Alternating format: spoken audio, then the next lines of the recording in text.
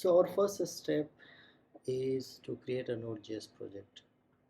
For that I have already created a folder called T001. So let us create the project in VS Code. So I'll open this folder here and I'll create the project. So npm init dash dash y. This will create the Node.js project. You can see a file is created package.json.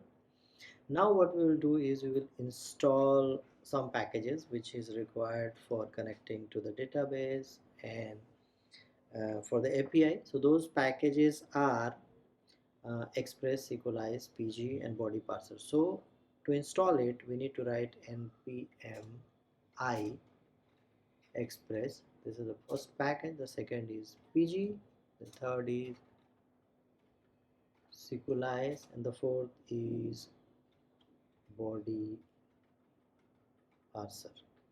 Okay, so these are being installed. Once this is installed, you see these dependencies are added to the package.json. Also a folder node module is created in which all the dependencies, all those packages are there. That is going to help us in the project. Now to check it, what we will do is we will create a file called server.js. Okay, and here we will just print something like console.log welcome to the RESTful API. Okay, save it, and here just write node and file name server. Okay, so this will create, this will print this message, see welcome to the REST API.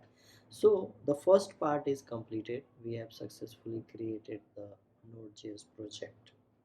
Okay, now let us move to the next video.